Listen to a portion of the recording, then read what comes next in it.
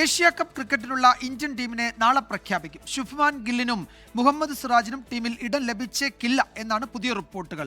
മലയാളി താരം സഞ്ജു സാംസൺ ഓപ്പണർ സ്ഥാനം നിലനിർത്താനാണ് സാധ്യത.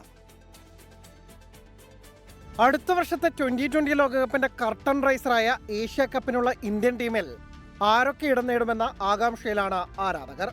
മുംബൈയിൽ നാളെ ചേരുന്ന BCCI സെലക്ടേഴ്സിന്റെ യോഗത്തിന് ശേഷമായിരിക്കും ടീം പ്രഖ്യാപനം. സൂര്യകുമാർ നായകനാകുന്ന ടീമിൽ സമീപകാല ടൂർണമെന്റുകൾ കളിച്ച കോർ ടീമിനെ നിലനിർത്തിയേക്കുമെന്നാണ് റിപ്പോർട്ടുകൾ. അഭിഷേക് ശർമ്മ, സഞ്ജു സാംസൺ ജോഡി തന്നെയായിരിക്കും ഓപ്പണിംഗിൽ.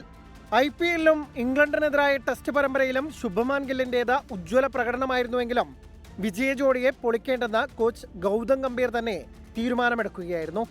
തിലക് വർമ്മയും റിങ്കു സിംഗും സ്ഥാനം നിലനിർത്തുമ്പോൾ ശേഷിക്കുന്ന ഒരു ബാറ്റിംഗ് സ്പോട്ടിനായി ശ്രേയസ് അയ്യർ, ശിവൻ ദൂബെ എന്നിവരെയാണ് പരിഗണിക്കുന്നത്.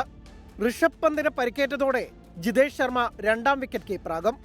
ജസ്പ്രീത് ബുംറ കളിക്കാൻ സജ്ജനെന്ന് അറിയിച്ചതോടെ ഇംഗ്ലണ്ട് പര്യടനത്തിൽ ലീഡിംഗ് വിക്കറ്റ് ടേക്കറായിട്ടും മുഹമ്മദ് സിറാജിന് ഇടമുണ്ടാവില്ല.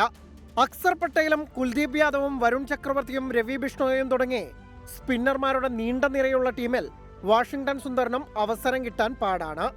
സെപ്റ്റംബർ 9 തുടങ്ങുന്ന ടൂർണമെന്റിൽ 10 ഇന്ത്യയുടെ ആദ്യ മത്സരം. Sports desk 24.